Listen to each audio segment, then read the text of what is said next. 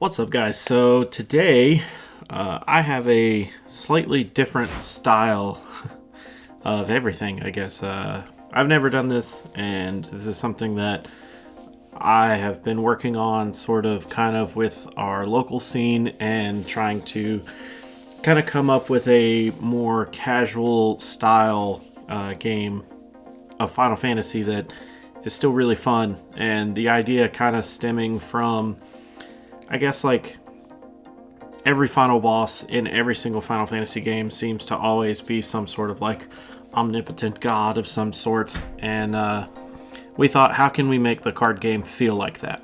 Now, obviously we already have a boss format, and those have like very specific serialized cards, and they have a whole like specific product.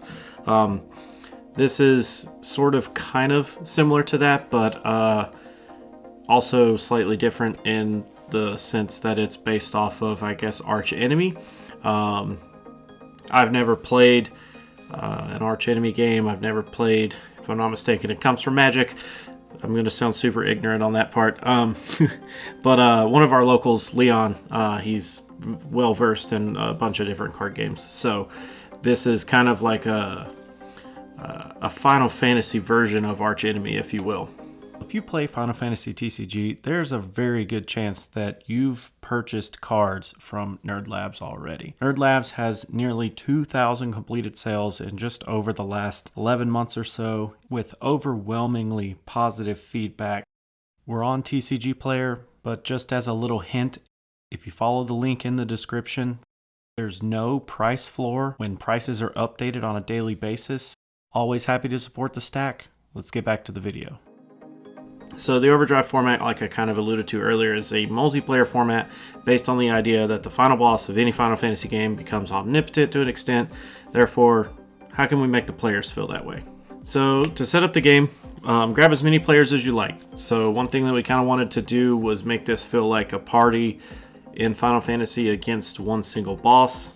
You just designate one player to be the final boss, whoever that is that you want to make in your group. So for each hero in the party, the boss is actually going to gain one maximum damage or hit point, however you want to look at it. So technically you could do this in a 1v1 scenario. The boss would just have 8 damage, or however you want to look at it. I don't think that's very fun. And once we get into the cards, you'll kind of see why.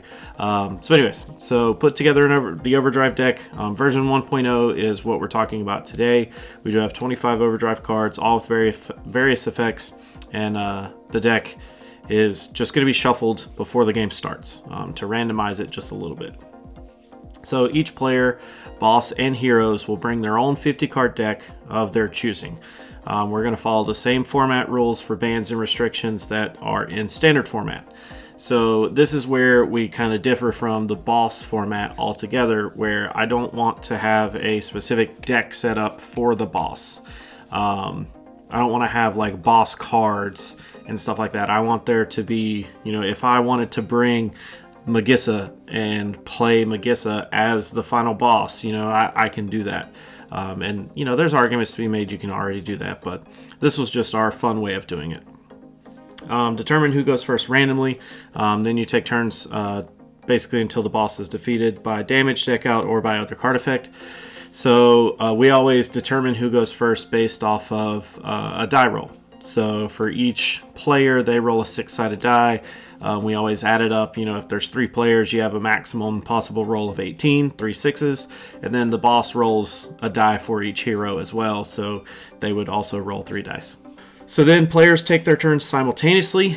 So this promotes teamwork against the boss. So what we're talking here is that everything that the players do all happens at the same time on the same stack, essentially, if you want to get really in the weeds with this. Obviously, this is supposed to be a casual format, so it's not like we're trying to promote like super in-depth, like critical thinking, but just kind of keep in mind that all the players, their turn is all taken at the same time.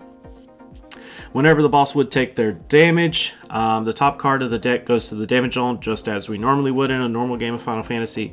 Then an overcard damage is revealed. So your EX bursts as the boss and your overdrive effects will use the same stack. So the same kind of regards that EX burst, technically they create a stack, but they have to resolve first. We're going to basically use those overdrive cards in the same stack.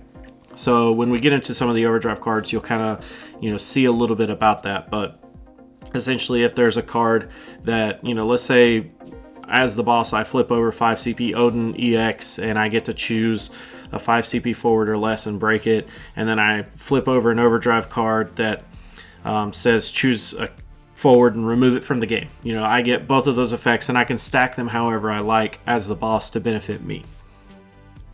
And then when a player character leaves the field, all their cards are removed from any zone before the game proceeds. So there are a couple of overdrive cards that manipulate the player's cards, and they'll be taking cards and using them on their side of the field and yada yada yada. So whenever a player character is defeated, that character's cards are removed from any zone before the game proceeds. Let's get to looking at some overdrive cards. So just as a quick overview, each overdrive card is going to have a name. It's going to have the OD symbol in the top right. It's going to have an art credit, and there's going to be the effect, of course, and then there's a serial number associated with all of them. So all of this is basically screen grabs because I'm a little lazy. But I did put all these together, and I've already found a couple of small issues with them. But here we are, and we're just going to roll with it. So as you can see here, we have the first 4 serialed overdrive cards. And you'll kind of see a little bit of, all the card name and the art kind of are supposed to go hand in hand in some way. So let's just look at Berserk here. So the forwards that you control still deal damage to your opponent, even if the blocking forward would be broken from the result of battle. So this is essentially piercing, right? So this is an overdrive card that when it's flipped, it's an ongoing effect, right? Most of these cards will be an ongoing effect, or it'll tell you to do something else. So if we look at slow, so the characters your opponent controls enter the field duel. So very simple. Ultima is choose up to 1 forward from each opponent, remove the chosen forwards from the game, flip over another overdrive card. So this is more so of a one-time effect, but even though it's a one-time effect, it makes you flip over another card. So there are some benefits to chewing through the overdrive deck, which we'll kind of get to in the later serial. But yeah. So then we look at Brainwash, choose up to 2 characters per opponent among characters each opponent controls. So you gain control of these characters until the end of your opponent's next turn. So this is probably the most polarizing card. When we played locally, this card has gone through a couple of different erratas before this version 1.0. And yeah, this card's basically a game decider. It is not fun at all when this card gets flipped. But hey, it's all about making that boss character feel, or that boss player feel like they are the final boss of Final Fantasy TCG. So next we have Steel. Each opponent reveals their hand. Select 2 cards from each opponent's hand. Remove the selected cards from the game. You can cast them at any point. You normally could cast them using CP of any element. Shell. Characters you control cannot be broken by abilities or summons that don't deal damage. Barrier. If a character you control would be dealt damage other than battle damage, that damage becomes 0 instead. So as you can kind of see, stacking some of these overdrive effects makes the boss really, really, really hard to hit. So Dispel, forwards your opponent controls lose haste, brave, and first strike. Forwards your opponent control cannot gain haste, brave, or first strike. Also very punishing. Then we have Reflect. When a character you control is chosen by an ability of your opponent, you may choose a new target among characters your opponent controls of the same card type. So, you choose my backup for whatever reason to duel and freeze it maybe, and I'm going to choose one of yours instead. Drain. Forwards your opponent controls lose 1,000 power per CP required to cast them. Forwards you control gain 1,000 CP per CP required to cast them. Also, super, super punishing. And obviously, we never like built decks specifically, to be the boss, but there are very, very busted ways to do so. We had a game where we were playing against a boss that was Mono Earth, and when he drops a 11 CP Montleonis, that's big. That's really, really hard to hit, and especially coupled with other effects like Barrier or Shell. It does make it really hard to kind of get them out of the way. Death. So choose a forward your opponent controls, remove the chosen forward from the game, flip over another Overdrive card. Osmos. Each opponent discards a card. You draw a card for each card discarded. Also very, very punishing. Protect. Forwards you control cannot be chosen by opponent summons or abilities. Very, very difficult to get through. We have Haste, which backups entering your field enter active, and backups you control gain haste. Very, very fun. Then we have Doom. So when a forward of your opponent enters the field, place 2 Doom counters on that forward. At the beginning of your opponent's turn, if a forward has a Doom counter, remove 1 Doom counter from that forward. When the last Doom counter is removed from a forward, put that forward into the break zone. Very, very crappy. So then we have Vanishaga. Or Vanishka, I don't know. At the end of each of your opponent's turns, remove all the forwards you control from the game, and then play each forward onto the field. So I really, we were in the middle of a game, and somebody played Zeramis, and we thought we were going to end up winning the game. They ended up taking several damage and actually flipped Vanishka, and that kind of ruined everything. So, Arise, so choose a character removed from the game, play it onto your side of the field, flip over another card. Overflow, you may control up to 10 backups, flip over another Overdrive card. Heisaga, during each draw phase, you may draw an additional card, flip over and another Overdrive card. So then we have kind of the main reason that we kind of want to chew through our deck. So there is a situation where you could potentially get to like a non-game. Technically, you could get through the Overdrive deck and you would have a couple of cards left. So there's 4 cards that are going to basically go back to the bottom of the Overdrive deck. So we're looking at the Cure, Cura, and Curaga here. So choose 1 card in your damage zone. For Cure, Cura is 2 cards, Curaga is 3 cards.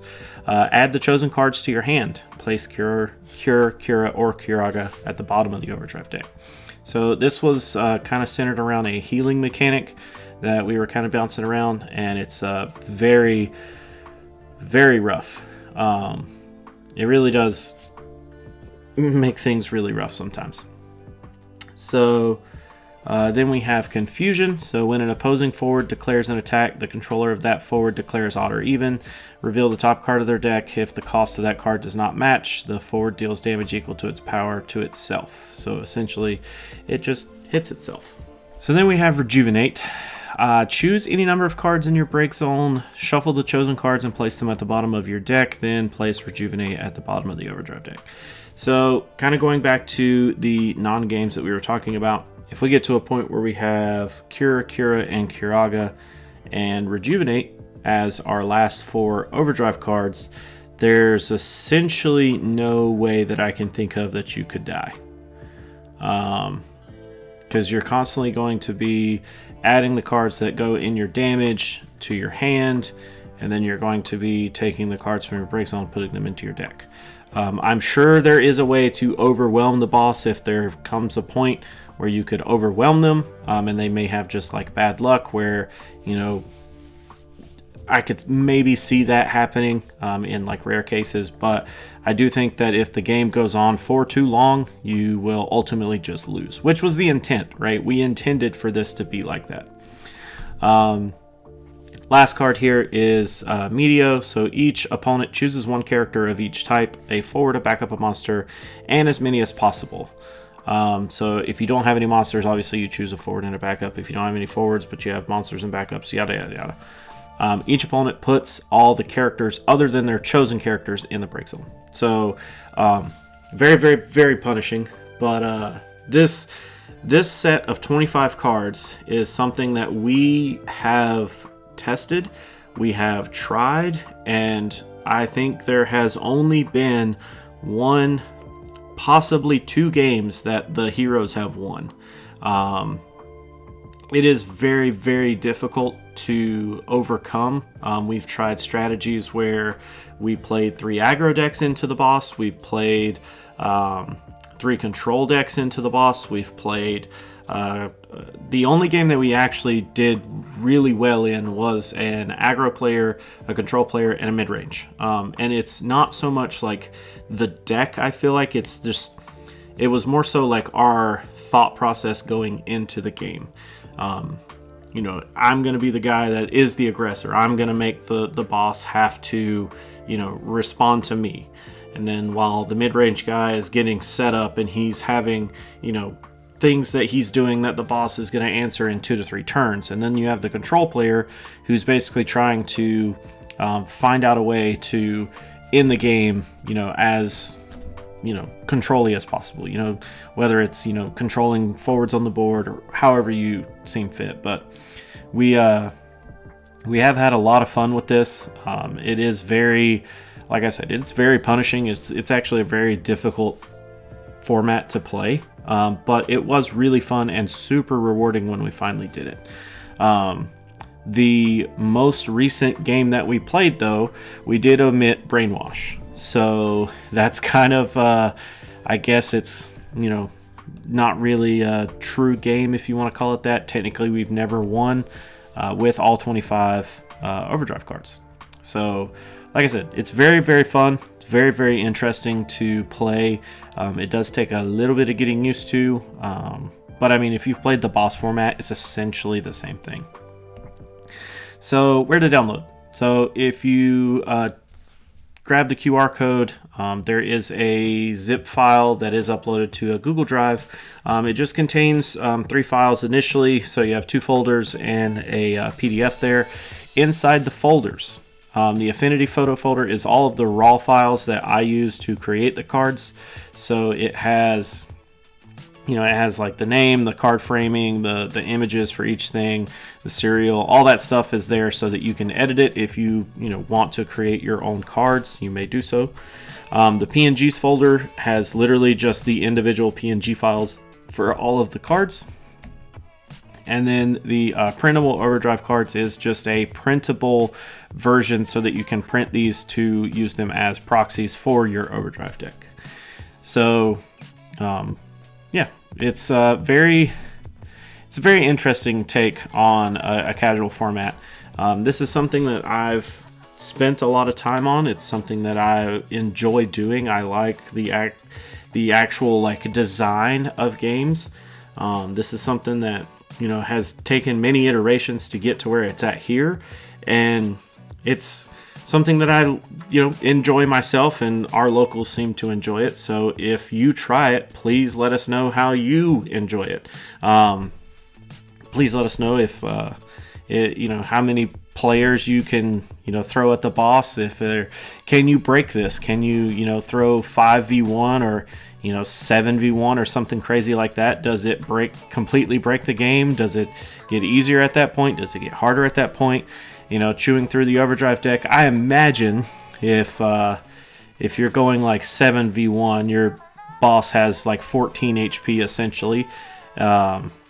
Yeah, you're gonna hit those rejuvenates really quick. I think there is kind of a happy medium of maybe a 3-man party or a 4-man party. I think that's probably the safe spot. And that's kind of what we use this as, is, hey, we have an odd number of people. Let's play the Overdrive, So, yeah, if you try it, do let me know how it goes. I am still working on another rendition, so I have a commander type format that I'm working on where you basically have a leader card. But if you ever played the old Panini, or even older, if you played the Score Dragon Ball Z card game, it's more akin to how their leaders worked. I adored those games. That's actually, if you've notice in some of my videos, I do have like some top 8 playmats. I got second in an event, and it crushed my soul. Like I stopped playing TCGs for a while after the Panini canceled their Dragon Ball game, which fuels a hatred for Bandai at this point. So yeah, I'm still currently working on a rendition of Commander that kind of isn't as, Magic the Gathering style. Like, I like that, but I really, really like the leader system that Score and Panini had. So that's kind of where my head is going. It's kind of where my direction. But yeah. So, like I said, let me know what you guys think. Let me know if you test it. Be really interesting to get some feedback on it. Yeah. Thanks, guys. Good luck. Have fun.